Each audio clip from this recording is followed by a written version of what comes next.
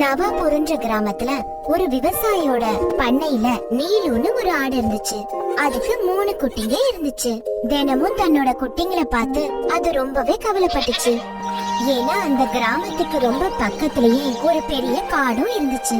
அந்த நீலு ஆடுக்கு எதனால பயம் வந்துச்சுன்னா, அந்த காட்டுல இருக்கிற மிருகங்களால தன்னோட குட்டிக்கு எந்த பிரச்சனையும் வந்துடக்கூடாதுன்ற பயத்துல இருந்துச்சு. அதனால அத நினைச்சு ரொம்ப கவலையா இருந்துச்சு. தினமும் தன்னோட ஆட்டுக்குட்டிங்களுக்கு அது நிறைய பயிற்சிகளும் கொடுக்கும். அந்த காட்டுக்குள்ள போக கூடாதுன்னு சொல்லும். ஒரு நாள் என்னாச்சுன்னா, ஒரு குட்டி ஆடு 2 விவசாயிங்க பேசிட்டு இருக்கிறத கவனமா கேட்டுக்கிட்டு இருந்துச்சு. காட்டு பகுதியில நிறைய மரம், செடி, கொடி எல்லாம் இருக்கும். அதுவும் அது ரொம்பவே பசுமையான இடம். உடனே அதை கேட்டுக்கிட்டு இருந்த அந்த குட்டி ஆடுக்கு அந்த காட்டுக்குள்ள போய் நிறைய செடி, புல்லெல்லாம் சாப்பிடணும்னு ஆசை வந்துச்சு. தன்னோட அம்மா சொன்னதை மீறியும் அந்த காட்டுக்கு போச்சு. அந்த அம்மா ஆட்டுக்குட்டி தன்னோட ஒரு குட்டிய காணோம்னு ரொம்ப வருத்தமா இருந்துச்சு. உடனே அந்த ஆடு அந்த காட்டுக்குள்ள போய் தன்னோட குட்டிய மீட்டெடுக்கணும்னு முடிவு பண்ணுச்சு. காட்டுக்குள்ள போன அந்த குட்டி ஆடு ஒரு பட்டாம்பூச்சி பின்னாடியே போய்கிட்டு இருந்துச்சு. இப்படியே அந்த குட்டி ஆடு காட்டுக்கு நடுப்பகுதிக்கு போயிடுச்சு. அப்ப என்ன ஆச்சுன்னா, தனக்கு முன்னாடி இருந்த 4 ஓநாய்களை பார்த்து அது ரொம்பவே பயந்து போயிருந்துச்சு. அப்பதான் அதுக்கு தன்னோட அம்மா சொன்னது ஞாபகத்துக்கு வந்தது. அம்மா சொன்னதை மீறி வந்தது தப்புன்னு அதுக்கு அப்பதான் புரிய ஆரம்பிச்சது. அடேங்கப்பா, இவ்வளோ இல்ல ஆட்டுக்குட்டி நம்ம கிட்ட வந்து மாட்டோன்னு நான் நினைச்சு கூட பார்க்கல. பாத்தீங்களா, நம்ம எதிர்பாராத இவ்வளவு உணவு நமக்கு கிடைக்க போகுது. இத நம்மளே வச்சு சாப்பிடலாம். எனக்கு நேத்து பிறந்த நாள்ல எனக்கு கிடைச்ச பரிசு இது.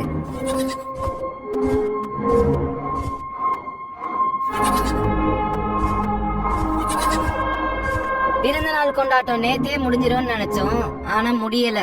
இனிமேதான் ஆரம்பமாக போகுதுன்னு நினைக்கிறேன். இத பார்த்தாலே தெரியுது, இது ரொம்ப சுவையான ஆடா இருக்கும். என்ன பண்ணிட்டு இருக்கீங்க? இந்த ஆட்டுக்குட்டியை பிடிக்கிறதா உங்களோட வீரம்? அப்படி வீரம் இருந்தா காட்டு ராஜாவை தான் நீங்க பிடிக்கணும். என்னது, காட்டு ராஜா சிங்கத்தையா? உங்களால அது முடியாதா? எத்தனை நாளைக்கு தான் இந்த ஆட்டுக்குட்டியை பிடிச்சு சாப்பிட போறீங்க? உங்களோட பிறந்த நாள் கொண்டாட்டத்துக்கு சிங்கம் தான் நல்லா இருக்கும். என்னோட குட்டியை சாப்பிட்டு உங்களுக்கு என்ன கிடைக்க போகுது? உங்க 4 பேரோட பசி இதுல ஆறி போயிடுமா என்ன? வெளியில எல்லா மக்களும் என்ன பேசிக்கிறாங்க தெரியுமா? ஓநாய்ங்களுக்கு தைரியமே இல்லன்னு, அதுங்களுக்கு துணிச்சலும் இல்ல, அது ரொம்பவே வேஸ்ட்னு. எங்களுக்கு தைரியம் இல்லையா? நாங்க நினைச்சா காட்டு ராஜாவே எதிர்த்து நிப்போம், அவரையே வேட்டையாடுவோம். இவ்வளவு தைரியம் இருக்கிறவங்க அங்க போக வேண்டியதுதானே? அதோட கதையை முடிச்சா நீங்க ராஜா ஆயிடுவீங்க. அதுக்கப்புறம் இந்த காட்டுல இருக்க எல்லா மிருகங்களும் உங்களுக்கு அடிமை ஆயிடுங்க. என்ன சொல்றீங்க? அதுக்கப்புறம் சின்ன மிருகத்துல இருந்து பெரிய மிருகம் வரைக்கும் எல்லாரும் உங்களை பார்த்து பயப்படுவாங்க. இதெல்லாம் கேட்டதும் ஓநாய்ங்களுக்கு மனசு மாற ஆரம்பிச்சது. சிங்கத்தை எதிர்க்கணும்னு அதுங்க முடிவு பண்ணுச்சுங்க. கேட்டீங்கல்ல, நாமளும் காட்டுக்கு ராஜாவா ஆயி பாப்போம். காட்டு ராஜாவா இருந்தா ரொம்ப நல்லா இருக்கும். ஆமா, எல்லாருமே நம்மள பார்த்து பயப்படுவாங்க. ஆனா காட்டு ராஜாவா அழிக்கிறது அவ்வளவு சுலபம் இல்லல்ல. இது நடக்கும்னு என்னால சுலபமா சொல்ல முடியல. இருந்தாலும் இத நம்ம ரிஸ்க் எடுத்து செய்யலாம். அறிவுள்ள ஆடு. நவாபுரன்ற கிராமத்துல ஒரு விவசாயியோட பண்ணையில நீலுன்னு ஒரு ஆடு இருந்துச்சு. அதுக்கு 3 குட்டிங்க இருந்துச்சு. தினமும் தன்னோட குட்டிங்களை பார்த்து அது ரொம்பவே கவலைப்பட்டுச்சு. ஏன்னா அந்த கிராமத்துக்கு ரொம்ப பக்கத்திலேயே ஒரு பெரிய காடும் இருந்துச்சு. அந்த நீலு ஆடுக்கு எதனால பயம் வந்துச்சுன்னா, அந்த காட்டுல இருக்கிற மிருகங்களால தன்னோட குட்டிக்கு எந்த பிரச்சனையும் வந்துடக்கூடாதுன்ற பயத்துல இருந்துச்சு.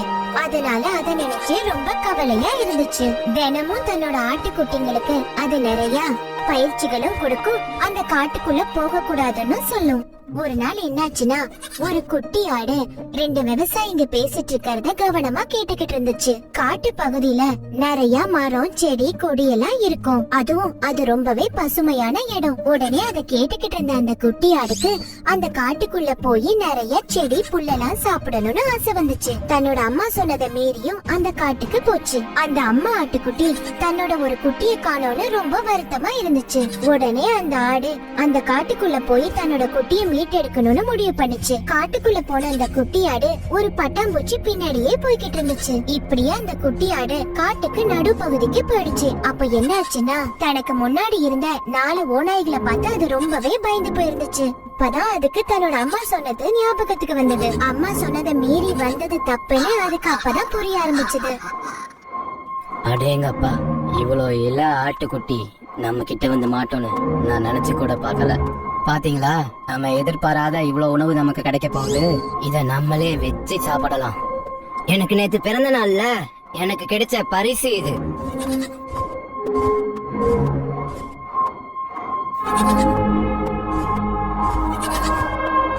பிறந்த நாள் கொண்டாட்டம் நேத்தே முடிஞ்சிரும்னு நினைச்சோம், ஆனா முடியல. இனிமேதான் ஆரம்பமாக போகுதுன்னு நினைக்கிறேன். இத பார்த்தாலே தெரியுது, இது ரொம்ப சுவையான ஆடா இருக்கும். என்ன பண்ணிட்டு இருக்கீங்க? இந்த ஆட்டுக்குட்டியை பிடிக்கிறதா உங்களோட வீரம்? அப்படி வீரம் இருந்தா காட்டு ராஜாவை தான் நீங்க பிடிக்கணும்.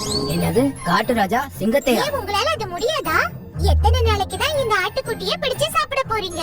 உங்களோட பிறந்த நாள் கொண்டாட்டத்துக்கு சிங்கம் தான் நல்லா இருக்கும். என்னோட குட்டியை சாப்பிட்டு உங்களுக்கு என்ன கிடைக்க போகுது? உங்க 4 பேரோட பசி இதுல ஆறி போயிடுமா என்ன? வெளியில எல்லா மக்களும் என்ன பேசிக்கிறாங்க தெரியுமா? ஓநாய்ங்களுக்கு தைரியமே இல்லன்னு, அதுங்களுக்கு துணிச்சலும் இல்ல, அது ரொம்பவே வேஸ்ட்னு. எங்களுக்கு தைரியம் இல்லையா? நாங்க நினைச்சா காட்டு ராஜாவே எதிர்த்து நிப்போம், அவரையே வேட்டையாடுவோம். இவ்வளவு தைரியம் இருக்கிறவங்க அங்க போக வேண்டியதானே? அதோட கதையை முடிச்சா நீங்க ராஜா ஆயிடுவீங்க. அதுக்கப்புறம் இந்த காட்டுல இருக்க எல்லா மிருகங்களும் உங்களுக்கு அடிமை ஆயிடுங்க. என்ன சொல்றீங்க?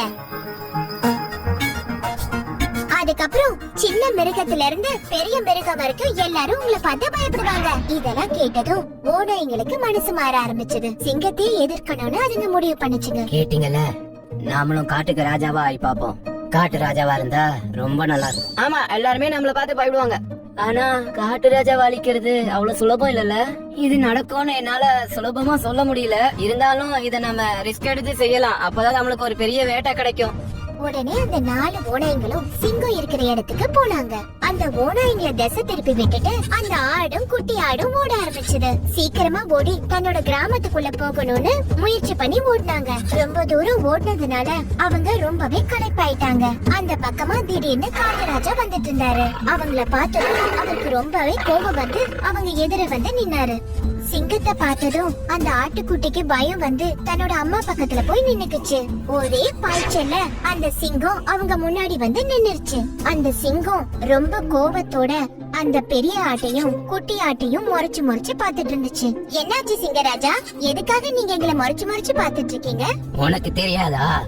நீதானே அந்த ஓநாய்களை என்கிட்ட அனுப்பிச்சது. அவனால என்னன்னு தெரியுமா இப்போ?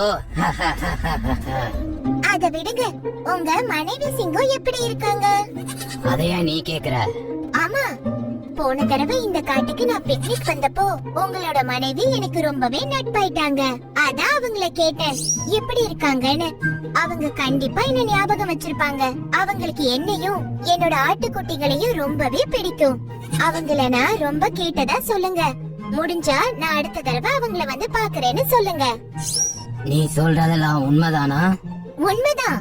நீங்க இப்ப எங்களை ஏதாவது பண்ணீங்கன்னா உங்க மனைவி உங்ககிட்ட ரொம்பவே கோச்சிக்குவாங்க. அவங்களுக்கு பிடிச்சவங்கள நீங்க தானே பத்திரமா பாத்துக்கணும். இல்லனா நீங்க இப்ப எங்களை கொன்னு சாப்பிட போறீங்களான்னு நீங்களே முடிவு பண்ணிக்கோங்க. உங்க மனைவியோட கோவத்துக்கு ஆளாக போறீங்களா? உங்க மனைவிக்கு என்னோட குட்டிங்கன்னா ரொம்பவே பிடிக்கும். அவங்க ரொம்ப நல்லவங்க. கண்டிப்பா நீங்க இந்த நோக்கத்தோட இங்க வந்தது அவங்க ஏத்துக்கவே மாட்டாங்க. இப்படி நீங்க எங்களை பேசினதே அவங்களால தாங்கிக்கவே முடியாது. அப்புறம் உங்க மனைவி கிட்ட நீங்க தான் வாங்கி கட்டிக்கணும். இத கேட்டதும் சிங்கராஜா அந்த ஆடுங்களை ஒண்ணும் பண்ணாம போயிட்டாரு. அதுக்கப்புறம் அந்த நீலு ஆடு சிங்கத்துக்கிட்ட என்ன சொல்லுச்சுன்னா, தன்னோட நண்பர் இங்க இருக்கிறதாவும் அந்த நண்பர் காகம்னு சொல்லுச்சு. அத பாக்கதான் வந்தோன்னு சொல்லுச்சு. இந்த காகமும் உங்க மனைவிக்கு ஃப்ரெண்டு தான். போன தடவை நாங்க எல்லாருமே மீட் பண்ணிக்கிட்டோம். இப்ப நான் உன்னை நம்புறேன். நல்ல வேலை இதை என்கிட்ட முன்னாடியே சொல்லிட்டியே, இல்லனா நான் ஒரு வழியா ஆயிருப்பேன். என்னோட சிங்கராணி என் மேல கோவமா இருப்பாங்க. இப்போ நீங்க போகலாம், எதுவும் செய்ய மாட்டேன். நான் உங்களை சந்திச்சு பேசினது கூட அவங்க கிட்ட நீங்க சொல்ல வேண்டாம், சரியா? இந்த கதையை நம்பிட்டு ராஜாவும் அங்க இருந்து புறப்பட ஆரம்பிச்சாரு. அந்த காட்டு ராஜா கிட்ட இருந்து தப்பிச்சு அவங்க 2 பேரும் ரொம்ப வேகமா ஓடிக்கிட்டு இருந்தாங்க. தன்னோட கிராமத்தை நோக்கி இன்னும் வேகமா ஓட ஆரம்பிச்சாங்க. அப்ப அங்க என்னாச்சுன்னா, அந்த வழியா சிங்கராணி வந்தாங்க. சிங்கராணிய பார்த்ததும் ஆட்டுக்குட்டிக்கு மறுபடியும் பயம் வந்துருச்சு. சிங்கராணிய பார்த்த பயத்துல அந்த ஆடு பயந்து போய் தன்னோட அம்மா கிட்ட மறைஞ்சு நின்னுக்குச்சு. அடேங்கப்பா, உங்க 2 பேரையும் வேட்டையாடி சிங்கராஜாக்கு கொண்டு போனேன்னா அவரு ரொம்பவே சந்தோஷப்படுவாரு. என்னது, நாங்க சிங்கராஜாவோட நண்பர்கள்? எங்களை நீங்க வேட்டையாடணும்னு நினைச்சது அவருக்கு தெரிஞ்சதுன்னா என்ன நடக்கும்? அவரோட நண்பர்களையே நீங்க வேட்டையாடனா என்ன நடக்கும்? வேட்டையாடலாமா? அது அவருக்கு தெரிஞ்சா என்ன நடக்கும்னு யோசிச்சு பாருங்க. அவருக்கு நாங்க நிறைய உதவி பண்ணிருக்கோம். சிங்கராஜா என்கிட்ட அப்படி ஒண்ணு சொல்லலையே. உங்களை பத்தி என்கிட்ட அவரு நிறைய சொல்லிருக்காரு. எங்க 2 பேரையும் சிங்கராஜாக்கு ரொம்பவே பிடிக்கும். அதனாலதான் உங்களை பத்தி பெருமையா நிறைய விஷயம் எங்க கிட்ட சொல்லிருக்காரு. அப்படியா? சிங்கராஜாக்கு நீங்க அவ்வளவு நெருங்கிய நண்பர்களா? ஆமா, ஒரு நாள் அவர் ஆபத்துல இருந்தப்போ நானும் என் குட்டியும் தான் அவரை காப்பாத்தணும். ஓ அப்படியா? அப்படின்னா நான் உங்களை எதுவுமே செய்ய முடியாது. நீங்க என்ன பார்த்ததாகவோ எங்களை வேட்டையாட போறதாவோ அவர்கிட்ட எதுவுமே சொல்லிக்க வேண்டாம். தெரிஞ்சா அப்புறம் அவரு ரொம்ப கோவப்படுவாரு. அப்புறம் உங்களுக்கு தான் ஆபத்து. நானும் ராஜாவும் எப்படி நண்பர்களானோம்னா என் முயல் நண்பனாலதான் அவரோட நண்பர்களானோம். அப்படிதானே முயல்? பாத்தீங்களா, ஒரு நாள் அவர் ஆபத்துல இருக்கும்போது நானும் முயலும் தான் அவரை காப்பாத்தணும். இல்லனா அவரை வேட்டையாடி கொண்டு போயிருப்பாங்க. நல்ல வேளை நீங்க சிங்கராஜாவை நல்லபடியா காப்பாத்திட்டீங்க. இந்த கதையை நம்பிட்டு சிங்கராணியும் அங்க இருந்து கிளம்பி போயிட்டாங்க. நல்ல வேளை தப்பிச்சோன்னு நினைச்சுக்கிட்டு அம்மா ஆடும் அந்த குட்டி ஆடும் திருப்பி அங்க இருந்து ஓட ஆரம்பிச்சது. அங்க இருந்து ஓட ஆரம்பிச்சவங்க இடையில எங்கேயுமே நிக்கல. கடைசியா தன்னோட வீட்டுக்கு அவங்க வந்து சேர்ந்துட்டாங்க. வந்ததுக்கு அப்புறமா தன்னோட மற்ற குட்டிங்க கிட்டயும் இனிமே ஜாக்கிரதையா இருக்கணும்னு சொல்லுச்சு. நீங்க காட்டுக்குள்ள போனதும் நாங்க ரொம்ப பயந்து போயிட்டோமா. நாங்களும் வரலாம்னு நினைச்சிட்டு இருந்தோம். அப்படிலாம் வந்திருக்க கூடாது. நான் போனதே தப்பு. நான் போனது என்ன காப்பாத்ததான் அம்மா வந்தாங்க. இனிமே நாம அம்மா சொன்னதை கேட்டு நல்ல பிள்ளையா இருக்கணும். அப்படின்னா அம்மா தான் உன்னை காப்பாத்தி கூட்டிட்டு வந்தாங்களா? இங்க பாருங்க பிள்ளைங்களா, நம்மள சுத்தி நிறைய ஆபத்துங்க இருக்குது. ஆனா நம்ம எல்லாரும் அதுல இருந்து ரொம்ப ஜாக்கிரதையா இருக்கணும். அதுங்க கிட்ட இருந்து நம்மள காப்பாத்திக்க தெரியணும். ஆபத்து வந்துச்சுன்னா பயப்படக்கூடாது. புத்திசாலித்தனமா யோசிக்கணும். எதிரிங்க கிட்ட இருந்து நம்மள காப்பாத்திக்கணும். அதுக்காக நம்மளால முடிஞ்ச அளவுக்கு நம்ம முயற்சி பண்ணணும். எதிரிங்க முன்னாடி நம்ம பயந்துட்டோன்றத காமிச்சிக்கவே கூடாது.